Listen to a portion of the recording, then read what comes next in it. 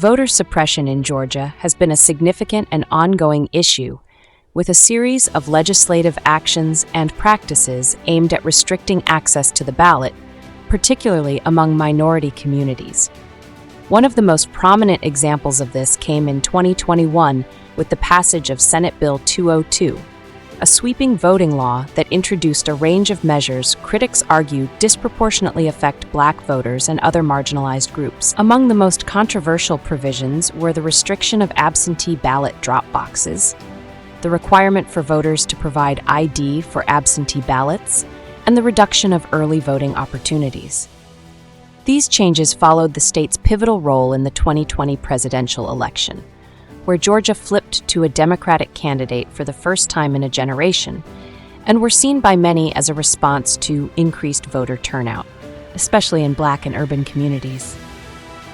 We hope that through this video that you learn about the racism behind voter suppression and its effect on the Black, Hispanic, Indian, and Asian communities, not only in Georgia, but also in the other battleground states. I've been covering vote suppression for The Guardian, BBC, Rolling Stone for 2 decades, and I've never seen anything like it. But what shook me up? I'm going through the bill, and I see a landmine planted in it. It's barely noticeable. For the first time in Georgia history, any voter can challenge an unlimited number of other voters and stop their ballots from being counted. And when I say unlimited, I mean unlimited. Our team contacted all 159 counties in Georgia. Muskogee County tells us 4,000 voters were challenged. In Cobb County, it was 48,000 voters challenged. So we phoned about 800 of these allegedly illegal voters, and they were shocked. First, what do you mean my right to vote is being challenged? And what do you mean I don't live where I live? We added it up, and more than 250,000 Georgians are facing a challenge to their vote by these vigilante vote challengers, 88 of them.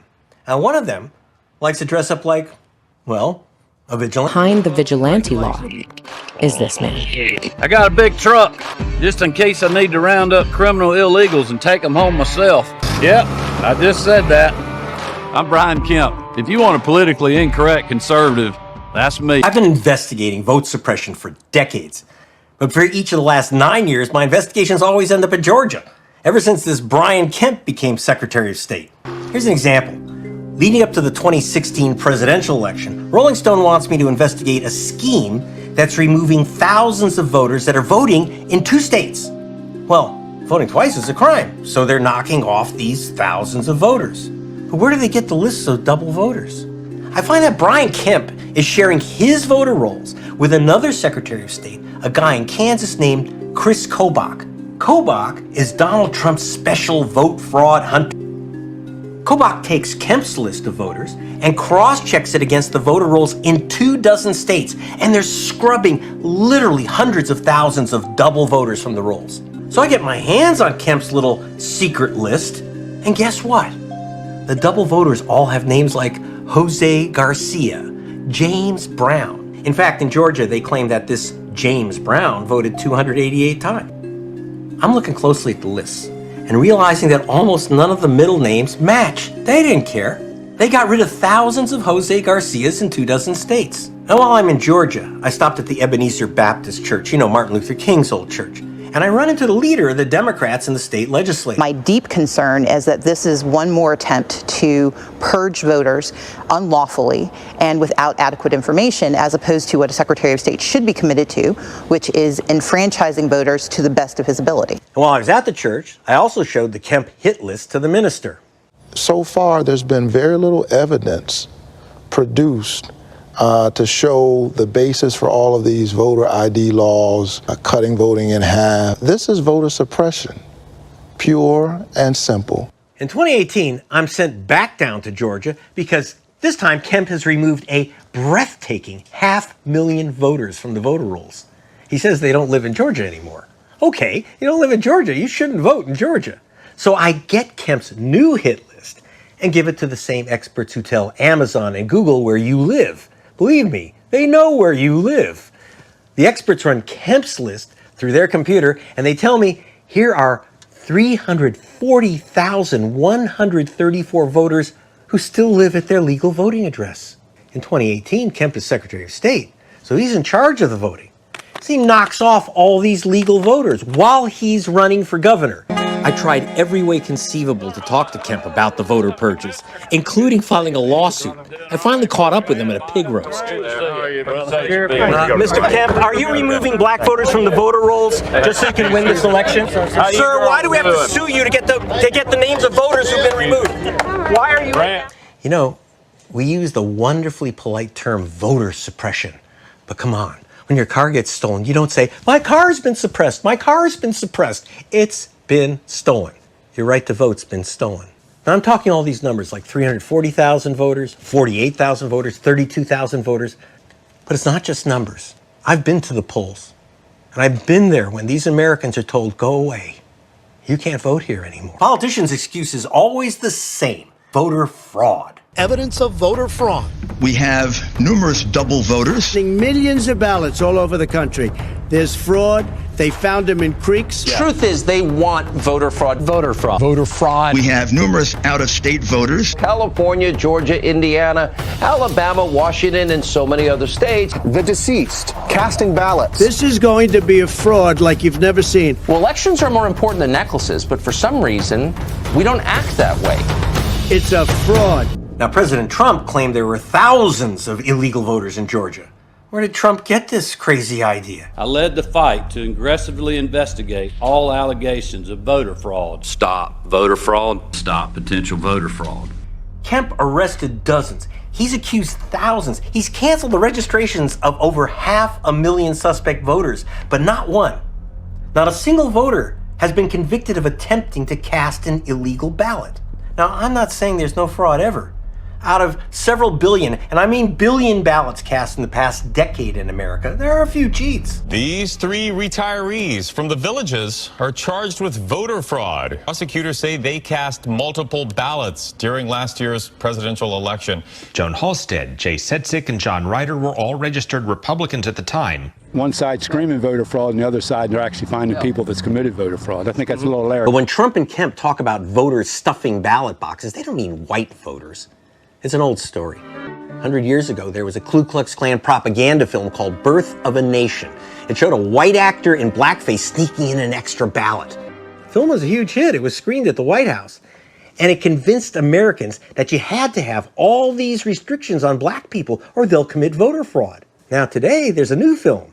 It's the new Birth of a Nation. And once again, it says that black men, by the thousands, commit voter fraud. They vote several times.